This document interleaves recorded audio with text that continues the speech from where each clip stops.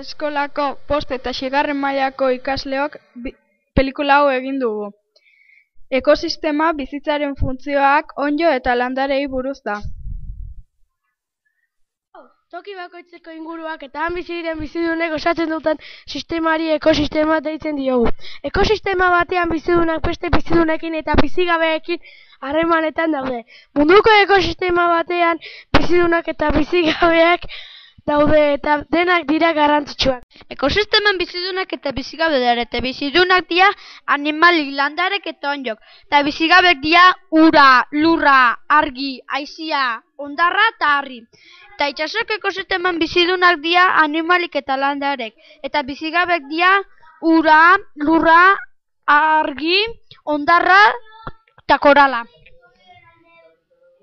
Bizidunak zelula bakarra eta zelula anitza zuzautakok izan daitezke. Zelula bakarra zuzautakok dira eta dana zelula batekin itxeuen. Zelula anitzak berriz zelula askokin dara zuzauta, hau da gu, animalik, landarek eta ondok. Eta zelula bakarrak diak virusak eta mikrobioak. Bizitzaren funtzioak. Irudia bizitzaren funtzioak. Elikadura edo nutrizio funtzioa. Erlazio funtzioa. Ugalketa funtzioa. Elikadura edo nutrizio funtzioa. Funtzioen bidez bizirik eroteko behar ditugu mantenugaiak lortzen dira. Erlazio funtzioa. Funtzioen bidez ingurunearekin harremanetan jartzen gara. Beharrak asetzeko, inguruan gertatzen dena jakitzeko, bere burua babesteko eta beste bizidunekin harremanak izateko. Ugalketa funtzioa. Funtzio honen bidez bizidunek bere itxurako beste bizidun bat sortzen dute. Espezie bereko bizidunen harremanak. Hainbat bizidunek espezie bereko kideekin taldean bizitzeko joera dute. Joera horri gregarismo esaten zaio. Sexu desberdinetako gizakiek familiek osatzen dituzte. Elkarrekin bizi diren espezie bereko gizaki bizidunen multzoari kolonia esaten zaio. Taldeko individuen artean funtzioak argi eta garbi banatuta daudenean, talde horiek sozietateak dira. Gregarismoa osatzen denak dira atunak, antxoa, behia da harri, familik osatzen duenak dira gizakik, kastorek, azerik da hotxok. Sozietateko osatzen duenak dira termitak, inurrik, errilek da listorrak da, kolonia osatzen dena, lanpernak, korala, lapak da mejilloiak. Espezie desberdinetako bizidunen arteko harremana. Bost dira, harraparitza, parasitismoa, komentxalismoa, mutualismoa eta simbiosia. Harraparitza. Harrapariak beste espezie bat harrapatu eta jaten du. Parasitismoa. Parasitoak edo bizkarroiak ere beste espezie batzuen bizkar bizi dira. Komentxalismoa. Espezie batek onura lortzen du, baina besteari ez dio kalterik egiten. Mutualismoa. Partaideen onura dakarren eta inori kalterik sortzen ez dion harreman mota bat da. Simbiosia. Elkartutako bi espezien arteko harremana estua eta iraukorra denean. Elikakatea. Bizidunen harremanik garrantzitsuena elikadura harremana da. Elikadura harreman honek kate baten itxura hartzen du.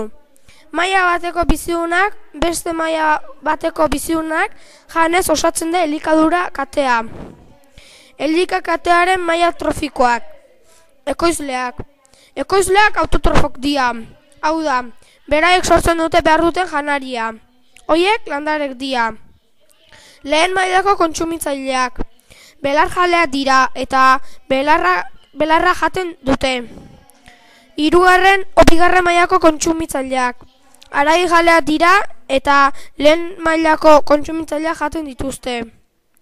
Hirugarren mailako kontsumitzaileak. Haragijaleak dira, baina bigarren mailako kontsumitzaileak jaten dituzte. Deskonposatzaileak. Hildako biziduna usteldu eta hortik jaten dute. Bakteriok, algak eta onddoak dira deskonposatzaileak.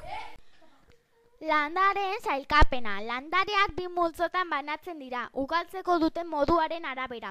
Fanerogamoak eta kriptogamoak.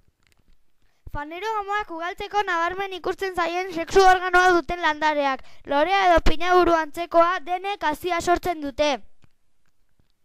Kriptogamoak, ugaltzeko sexu organorik ez dutenak, beraz ez dute lorerik.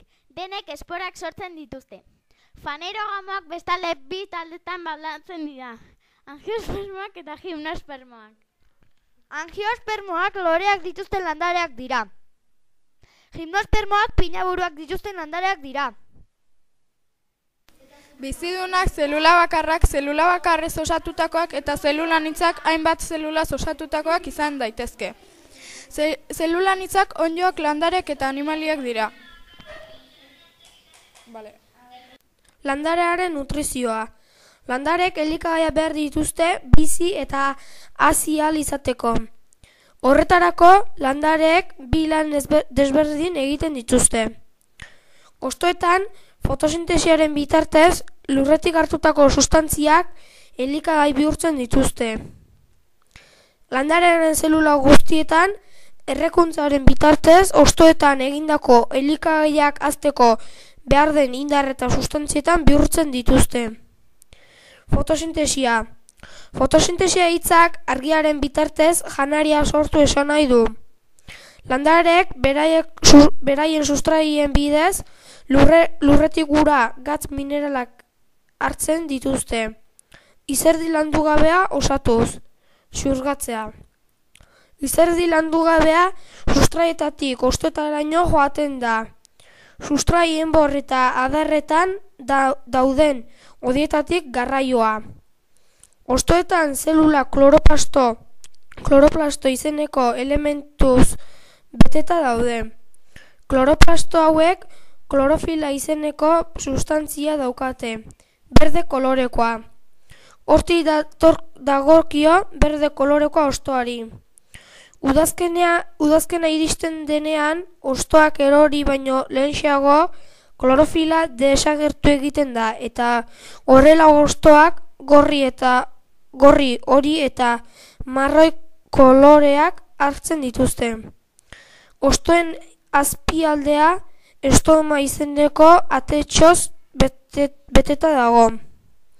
Benetako fotosintesia hostoetan gertatzen da eta hainbat prozesu jarraitzen ditu. Klorofilak eguzkiaren argia hartzen du. Horregatik, fotosintesia egunez gertatzen da. 2. Estometatik barrena, airetik karbono dioxidoa sartzen da hostora.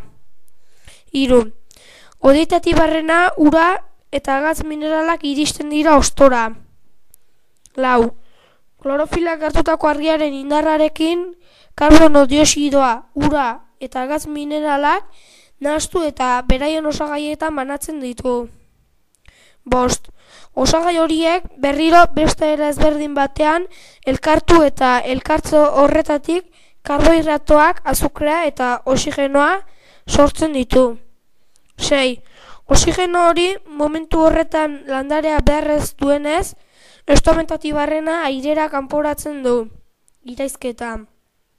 Hostoetan sortutako karbohidratoak eta uraren nahasketak izerdi landua osatzen dute, eta hodietatik barrena landuaren zelula guztietan zabalduko da, oirri garraioa.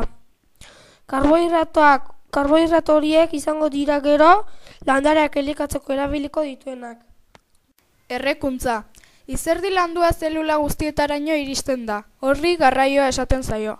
Hostoek estomen bidez airetik oxigenoa hartzen dute, arnasa hartuz. Oxigeno hori landaren zelula guztietara iristen da hodietatik barrena, horri garraioa deitzen zaio. Zelula barruan izerdi landuko karbohidratoak eta oxigenoa nahastu egiten dira, eta errekuntza gertatu ostean oxigenoa karbohidratoak erre egiten ditu.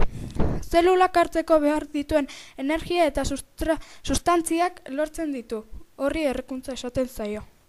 Errekuntza gertatu ostean karbono dioxidoa alferrik geratzen da.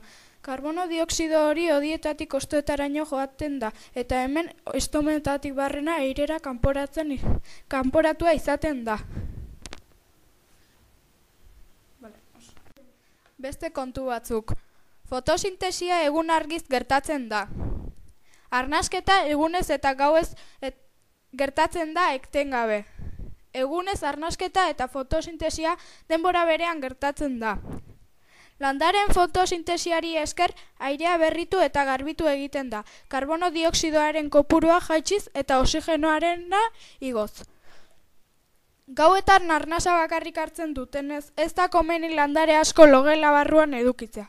Guk behar genuken oxigenoa hartu dezaketelako. Gizakiaren eragina kaltegarria izaten ari da munduko airearen garbitasunean. Tropikoko oihanetako zuhaitz asko mozten ari gara eta horrela oxigenoa gutxiago sortzen da eta horretaz gain industrietako tximinietatik eta autoen tubo eskapetatik karbono dioxido asko botatzen dugu.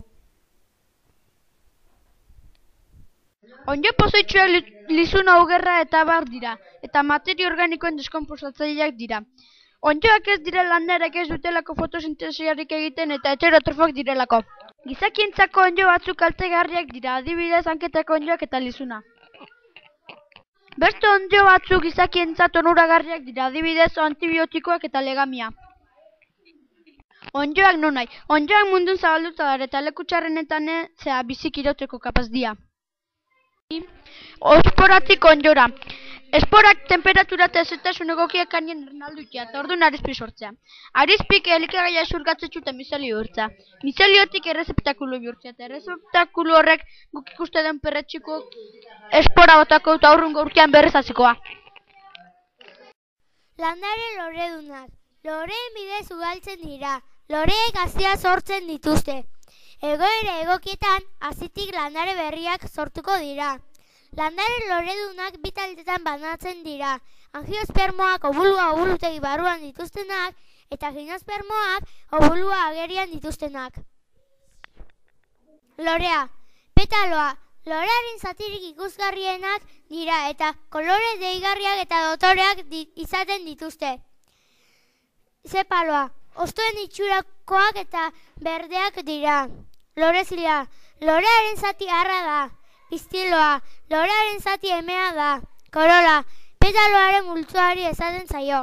Kaliza, sepaloen multzoari esaten zaio. Ugalketa, bat, fruituaren barruan haziak egoten dira. Bi, hazia ernaltzeko leku eta egoera egokiak behar dira. Hazitik landare berria sortuko da. Hiru, landare berria hazitakoan zuhaitza bihurtuko da. Lau, zuhaitzari loreak irteten zaizkio. Bost, polinizazioa. Haizeak erleak edo bizidunak lorezilak duen polena pistiloaren muturrera eramaten du.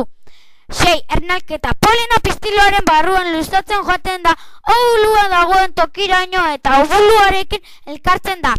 7. Obulua ernaldutakoan hazi bihurtzen hasiko da eta pistiloa fritu. 8.